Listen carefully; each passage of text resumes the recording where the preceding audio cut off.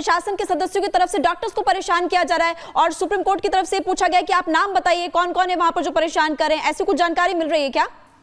इसके बाद सीजीआई ने कहा कि ये गंभीर आरोप है। देखिए मीनाक्षी, मैं आपको बता दूं, देखिए पिछली बार ही 20 तारीख को जब कोर्ट ने इस पूरे मामले पर सुनवाई की थी तो ये बाकायदा निर्देश दिया गया था राज्य सरकार को। ये कहा गया था कि जो भी डॉक्टर्स वहां पर प्रोटेस्ट कर रहे हैं उनको परेशान ना किया जाए, उन पर बल प्रयोग ना किया जाए, उनके खिलाफ कोई एक्शन ना लिया जाए। ये कोर्ट की तरफ से कहा गया था, राज्य सरकार को कहा गया था कि जो भी डॉक्टर्स अपनी सुरक्षा को लेकर जहां भी प्रोटेस्ट कर रहे हैं उन पर किसी तरह का बल प्रयोग नहीं होना चाहिए, उनके खिलाफ कोई एक्शन नहीं होना चाहिए, उनकी सुरक्षा को सुनिश्चित किया जाना चाहिए। लेकिन ये बड़ी बात है कि वकील गीता लूथरा, जिसका आपने जिक्र किया, उन्होंने कहा कि जो आरजी कर जूनियर डॉक्टर्स की ओर से वो दरअसल पेश हुई, उन्होंने जूनियर डॉक्टर्स को प्रशासन के सदस्यों, अस्पताल के लोगों द्वारा धमकाए जाने की बात कही है। सीजीआई ने कहा कि ये बेहद गंभीर आरोप है। सीजीआई की तरफ से कहा गया कि हमें नाम बताएं, हम इस पर ध्यान देंगे। अब देखिए इस मामले को लेकर कोई एक्शन हो सकता है, क्योंकि मैंने आपको जैसा पहले बताया कि पिछली बार भी कोर्ट की तरफ से कहा गया था कि जो डॉक्टर्स हैं उनको परेशान ना किया जाए, ये सुनिश्चित राज्य सरकार को करना होगा। इस पर अब सीजीआई ने ये कह दिया है कि आप बाकायदा नाम बताइए वो कौन कौन लोग हैं जो बाकायदा डॉक्टर्स को धमका रहे हैं, क्योंकि पिछली बार भी लेडी डॉक्टर्स को रेप की धमकी वाली शिकायत भी कोर्ट के सामने आई थी, जिसमें यह कहा गया था, बाकायदा कपिल सिब्बल जो राज्य सरकार की तरफ से कोर्ट में पेश हुए थे, उनको ये कहा गया था कि मिस्टर सिब्बल ये बहुत गंभीर मामला है, ये सामान्य बात नहीं है। अब कोर्ट ये पूछ रहा है, सीजीआई ने पूछा कि ये गंभीर आरोप हैं जो कि जो गीता लूथरा लगा रही हैं उनकी तरफ से, क्योंकि ये कहा गया कि जूनियर डॉक्टर्स को बाकायदा परेशान किया जा रहा है, जो प्रशासन के सदस्य है वो अस्पताल के लोगों द्वारा उनको धमका रहे हैं। तो इस पर सीजीआई ने कहा कि आप हमें नाम दीजिए, हम इस पर ध्यान देंगे। वकील करुणा नंदी ने कहा कि पूर्व प्रिंसिपल संदीप घोष पर कई अनियमितताओं के आरोप लगे हैं। सीजीआई अब सीबीआई की स्टेटस रिपोर्ट पढ़ रहे हैं। देखिए बड़ी जानकारी मैं आपको दे दूं, सीजीआई अब सीबीआई की स्टेटस रिपोर्ट पढ़ रहा है, यानी जो सीलबंद लिफाफे में रिपोर्ट दाखिल की गई है सीबीआई की तरफ से, उसको सीजीआई की तरफ से पढ़ा जा रहा है। अब इसको लेकर क्या अपडेट मिलता है ये भी देखना होगा। पश्चिम बंगाल पुलिस की तरफ से कपिल सिब्बल, क्योंकि इस पूरे मामले पर पेश हुए हैं, उन्होंने कहा कि उन्होंने भी अपनी जांच रिपोर्ट दाखिल कर दी है। यानी पहले सीबीआई की जो स्टेटस रिपोर्ट है वो सीजीआई की तरफ से पढ़ी जा रही है, जिसमें हम आप बता रहे हैं कि सीबीआई कैसे वो 25 किरदार जिसके इर्द गिर्द ये पूरी जो स्टेटस रिपोर्ट है सीबीआई की वो घूम रही है, अब वो सीजीआई पढ़ रहे हैं। सीबीआई की स्टेटस रिपोर्ट से सीजीआई कितने संतुष्ट होते हैं, सुप्रीम कोर्ट कितना संतुष्ट होता है, कितना संतोषजनक जो जांच है वो सीबीआई आगे बढ़ा रही है, ये कोर्ट देख रहा है। और इसीलिए स्टेटस रिपोर्ट जो है सीबीआई की तरफ से पढ़ी जा रही है। सीबीआई की रिपोर्ट में क्या कुछ कहा गया है, कौन कौन लोग सीबीआई के रडार पर है, किन किन से पूछताछ हुई है, अभी तक जांच कहां तक पहुंची, क्योंकि इससे पहले बंगाल पुलिस इस पूरे मामले की छानबीन कर रही थी और ये कहा जा रहा था कि बंगाल पुलिस की तरफ से दरअसल सहयोग नहीं किया गया है। और सबसे बड़ी बात देखिए, जो अस्पताल में तोड़फोड़ हुई और घटना जिस जगह पर घटी थी वहां पर जो रेनोवेशन का काम किया जा रहा था, उसको लेकर भी कई सवाल खड़े हुए थे कि क्या वाकई सबूत नष्ट करने की कोशिश की गई है, क्या बंगाल सरकार ने सहयोग किया है। ये भी मेरे ख्याल जो सीबीआई है वो बताएगी अपने स्टेटस रिपोर्ट के जरिए कि क्या कुछ सहयोग बंगाल पुलिस की तरफ से उनको मिला था, उनको क्या तो सबूत मिले। और अभी तक की जांच में जब सीबीआई ने इस पूरे मामले को टेक ओवर किया बंगाल पुलिस से, तो क्या सीबीआई की तरफ से जांच कितनी आगे बढ़ाई गई है, कितने लोगों से पूछताछ की गई है, सीबीआई ने अभी तक किन किन के खिलाफ जो जांच है वो की है, ये तमाम चीजें जो है वो स्टेटस रिपोर्ट में सीबीआई की तरफ से दाखिल की गई है। इसके अलावा सूत्र ये भी बता रहे हैं कि बाकायदा जो मुख्य आरोपी संजय रॉय, उसका जो साइकोलॉजिकल टेस्ट किया गया था उसकी जो रिपोर्ट है उसका भी जिक्र सीबीआई ने अपनी स्टेटस रिपोर्ट में किया है। इसके अलावा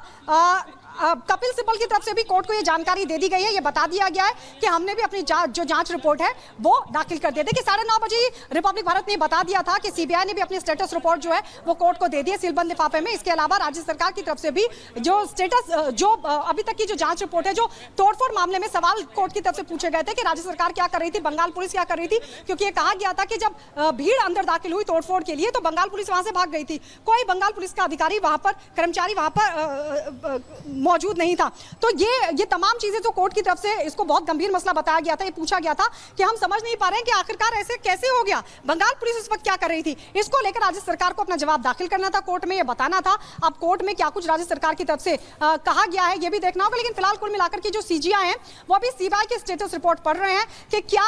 जो जांच है वो सही दिशा में आगे बढ़ रही है, क्योंकि हाईकोर्ट का आदेश था और हाईकोर्ट के आदेश के बाद ही देखिए जो पूरी जांच का जिम्मा है वो सीबीआई को दिया गया था। सीबीआई ने पूरे मामले की जो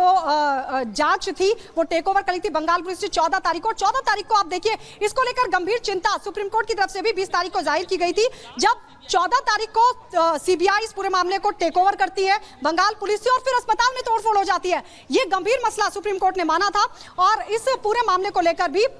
बंगाल पुलिस से कई सवाल किए गए थे। तो अब बंगाल पुलिस ने क्या जवाब दिया है वो रिपोर्ट बताएगी, वो जो सीलबंद लिफाफे में रिपोर्ट दाखिल की गई है। लेकिन कुल मिलाकर के अभी सीजीआई सीबीआई की स्टेटस रिपोर्ट पढ़ रहे हैं। कौन वो लोग हैं जिनसे सवाल जवाब किए गए हैं, कितने लोगों के खिलाफ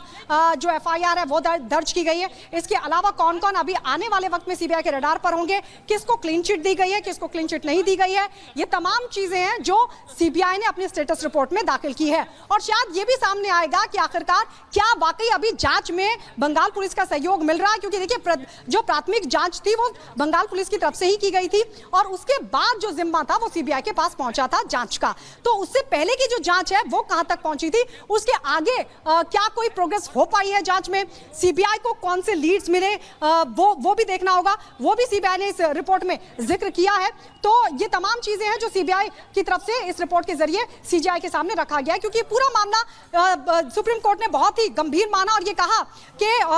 उनकी तरफ से साफ तौर पर टिप्पणी भी की गई थी, यौन उत्पीड़न का ये जो पूरा मामला सामने आया है ये अंतरात्मा को झकझोर कर देने वाला है, ये कोर्ट की तरफ से कहा गया था। अब सीजीआई को थोड़ा वक्त लगेगा और उसके बाद ये हो सकता है कि सीजीआई की तरफ से जब कुछ कहा जाए इस रिपोर्ट के बाद तो वो चीजें निकल कर सामने आएंगी कि सीबीआई ने अपनी स्टेटस रिपोर्ट में और क्या कुछ रखा है। उसके बाद कपिल सिब्बल की तरफ से भी हालांकि ये बता दिया गया है कि भाई हमने भी जो अपनी जांच रिपोर्ट थी वो दाखिल कर दिया है। अब राज्य सरकार की जांच किस तरफ बढ़ी थी, क्योंकि इससे पहले आपको याद होगा बाकायदा राज्य सरकार की तरफ से बंगाल पुलिस की तरफ से पहले इस पूरे मामले को सुसाइड का रंग देने की कोशिश की गई थी और इसका जिक्र भी 20 तारीख को सुप्रीम कोर्ट ने किया। सुप्रीम कोर्ट ने कहा कि आखिरकार पहले क्यों इस पूरे मामले को सुसाइड बताने की कोशिश हुई। इसके अलावा सीजीआई की तरफ से यह भी कहा गया था कि 8:30 बजे के करीब जो अंतिम संस्कार था वो कर दिया गया था और 11:45 पर आप देखिए एफआईआर दर्ज होती है। तो जब ये कोर्ट की तरफ से सवाल पूछा गया तो कपिल सिब्बल ने कहा कि देखिए हमने तो एफआईआर दर्ज कर ली थी और उसका जिक्र भी हमने किया है। तो सुप्रीम कोर्ट ने बाकायदा ये पूछा था कि आपने जो एफआईआर दर्ज की थी क्या आपने ये लिखा था कि वो हत्या का मामला है, ये हत्या की गई है, ये कोर्ट ने पूछा था। तो उसको लेकर भी अब राज्य सरकार अपना जो जवाब है वो दाखिल करेगी, ये बताएगी कि आखिरकार किन परिस्थितियों में पूरी घटना घटी थी। राज्य सरकार को लेकर जो तमाम सवाल खड़े हो रहे थे, जो कोर्ट ने भी कहा कि भाई हम ये समझ नहीं पा रहे कि इस पूरे मामले में राज्य सरकार आखिरकार चीजों को संभाल क्यों नहीं पाई, उसका जवाब भी राज्य सरकार की तरफ से इस रिपोर्ट के जरिए दिया जाएगा। तो अब देखना होगा पहले सीबीआई की रिपोर्ट में क्या कुछ निकलता है, स्टेटस रिपोर्ट जो सीबीआई की तरफ से दाखिल की गई है। अभी सीजीआई जो है वो सीबीआई की स्टेटस रिपोर्ट पढ़ रहे हैं, उसके बाद नंबर आएगा राज्य सरकार की तरफ से दाखिल की गई जांच रिपोर्ट का। सलोनी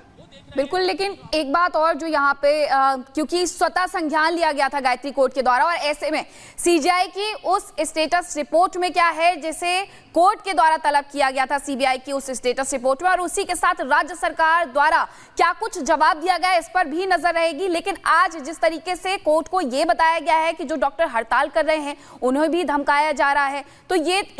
तो बहुत वैसी वाली बात होगी कि एक तरफ सीआईएसएफ की तैनाती की गई है और दूसरी तरफ अस्पताल का वो प्रशासन है आर्जिकर हॉस्पिटल का जो कि वहां डॉक्टर्स को धमका रहा है, यानी अभी भी डॉक्टर्स की जो सुरक्षा व्यवस्था है वो सुनिश्चित नहीं की गई है। बिल्कुल, देखिए ये जो कंसर्न था ये 20 तारीख को भी इस कोर्ट के सामने रखा गया था और कोर्ट ने भी इसको गंभीर माना था, क्योंकि जो डॉक्टर्स हैं वो लगातार सुरक्षा की मांग कर रहे हैं और ये कोर्ट ने कहा था कि आप इन पर बल प्रयोग मत कीजिए।